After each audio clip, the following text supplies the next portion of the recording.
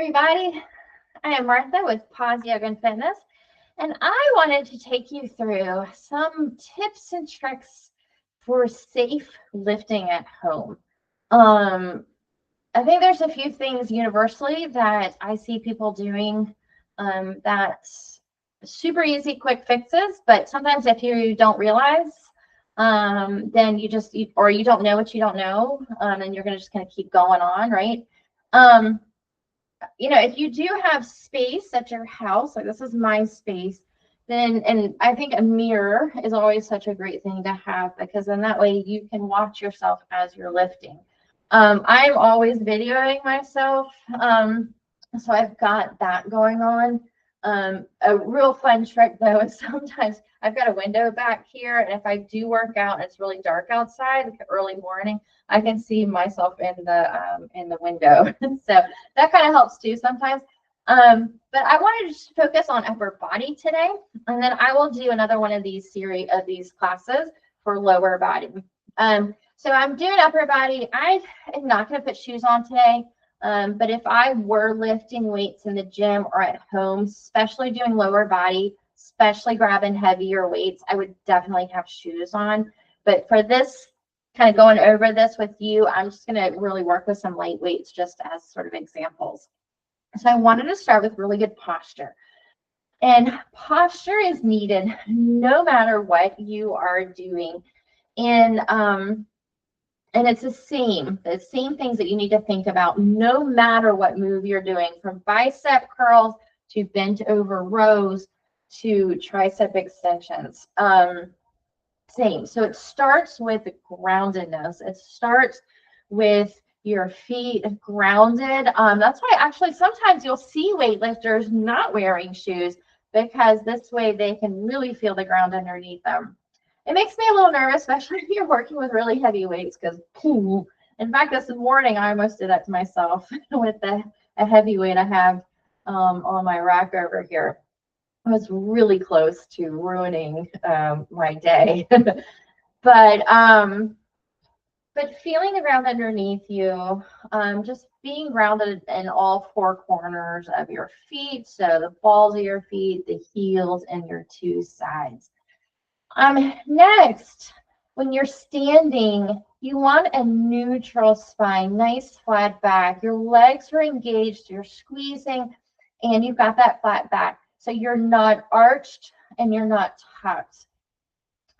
When you do have that flat back, it's easier to engage. So when you've got that neutral spine, easier to engage through your abs. So often you'll say or people will say, engage your abs. Okay, what does that mean?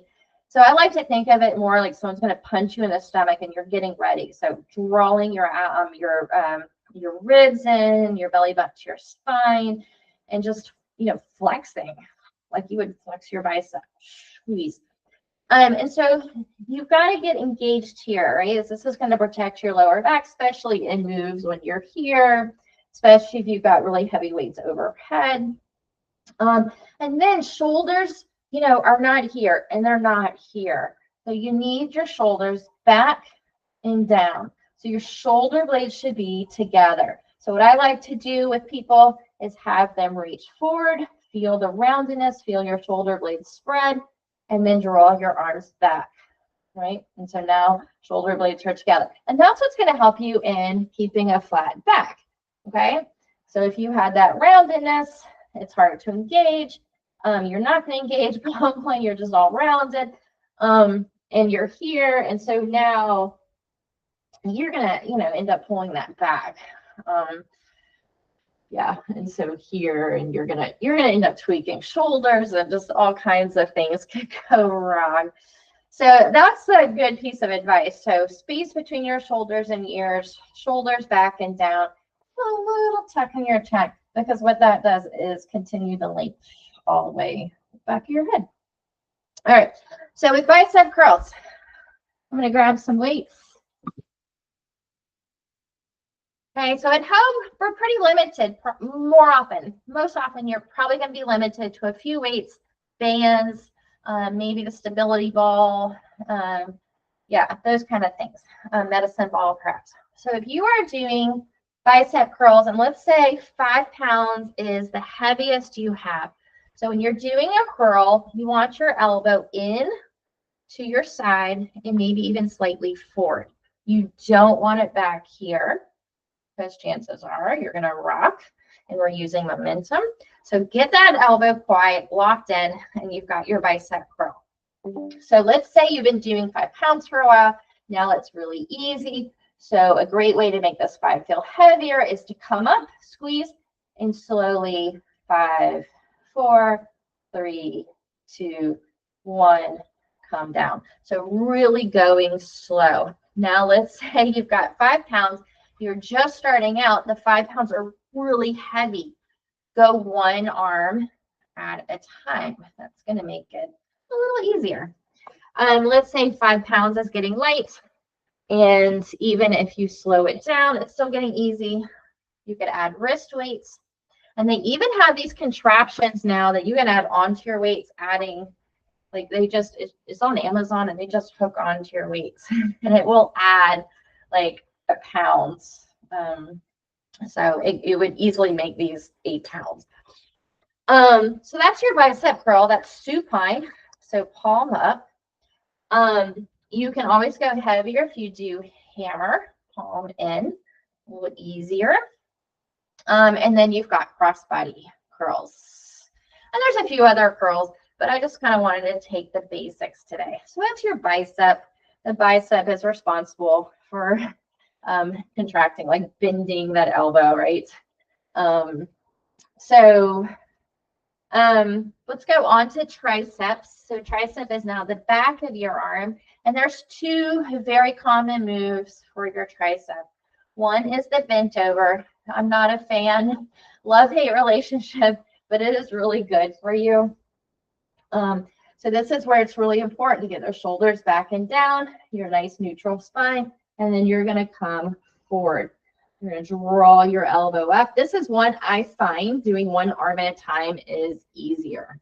Elbow stays up, elbow stays locked in, drawn in, so not chicken wings, straight back, and then extend. So that's what the tricep does. It extends, and then bend, extend, pause, slowly come down. You could go both arms, a little bit more challenging. So if this 5 was getting super light, you wanted to make it, harder, go both arms. If you've got really light weights, you want to make it harder. The pulse is a great way to make something harder, a very light weights, right? Pulse, bicep curl. All right, so, and then you can always go straight arms, pinky up. That's another great way to hit the tricep. And sometimes it makes a heavier weight a little bit more doable, sort of. I mean, I always go light weights in that move anyway. So finally, so tricep extend, press backs. So extension, you're up here. And so a big mistake I see is elbows are really flared. And I'm just going to come down to my knees for a second so you can see full picture. And the top of the tricep goes straight up. Some people I'll see do this, but you want to get that tricep, the top of the weight straight up. So something you need to think about is drawing your elbows in. So it's like you're squeezing and pressing up. If the weight is really heavy, sometimes you'll start to see people like contort through their body and arch and things. That's a great way for you to know, like, way too heavy, go lighter. And again, you could pulse here to make this lightweight feel harder. And then, of course, you can slowly bring it down and right back up to make it harder.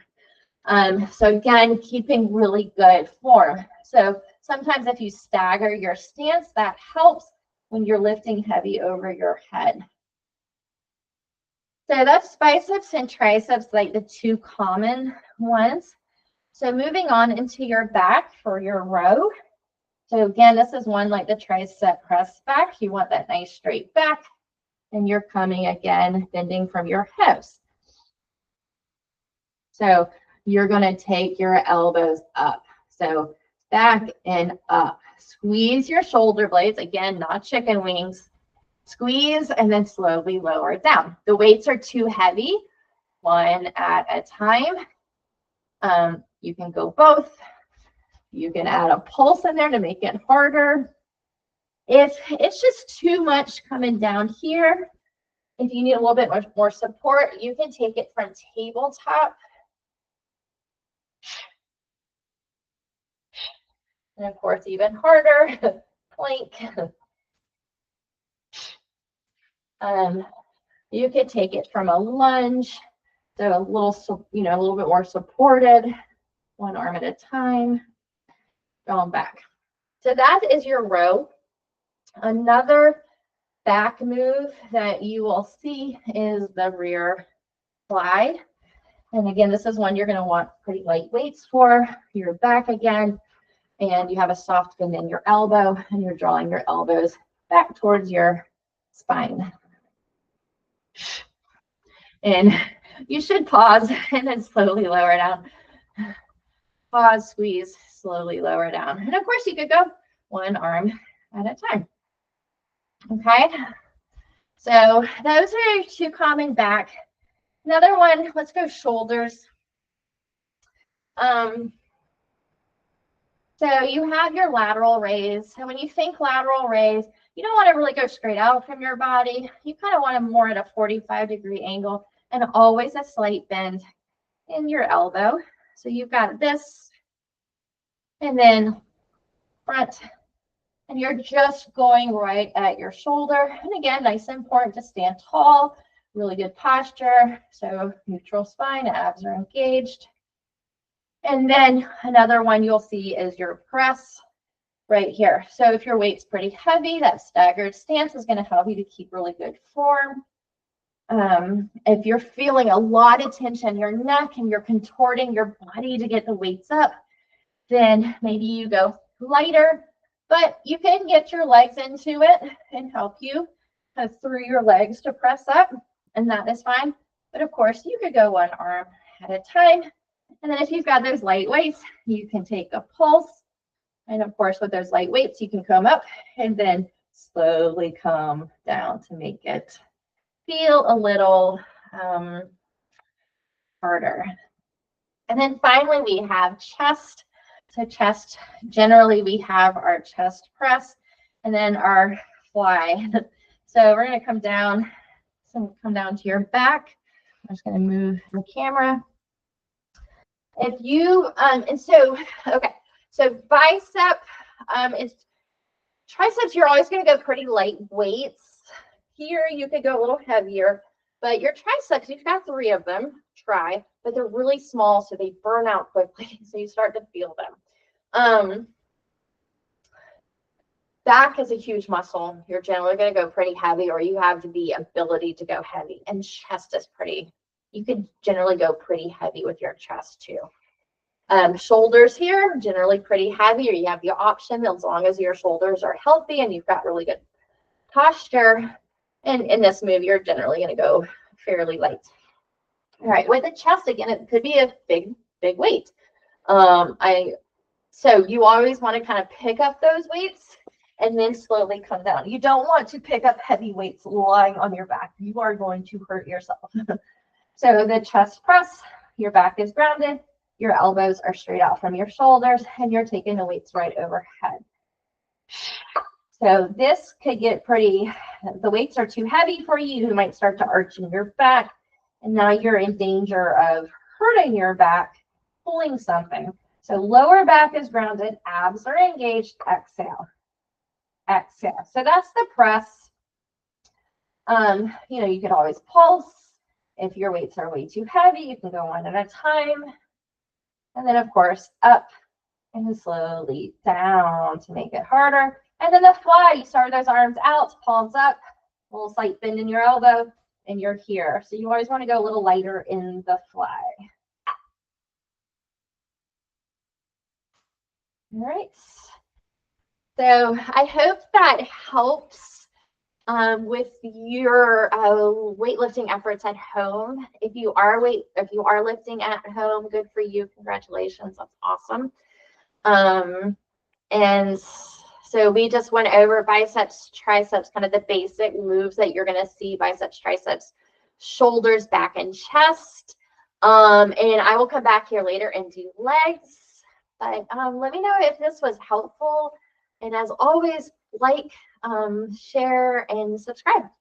If you're enjoying this page, definitely share it with someone you know. Maybe you work out at the gym and you're good, but you've got a friend that could really use this, and then share it. And know that I am a in-home personal trainer in Beaufort. So if you are local, let me know. I'd love to come and work with you. And I even do stuff over Zoom. So even if you're not local, we can still work together. And maybe you're not interested in that, but I do Monday classes, which involve weights and yoga every Monday at 9. And that is definitely online. It's definitely something for people that live all over the place. So just first time with me is free, but reach out for the Google Meetup link, and I would love to have you join me Monday at 9. All right, have a great rest of your day, and I will see you back here soon. Bye.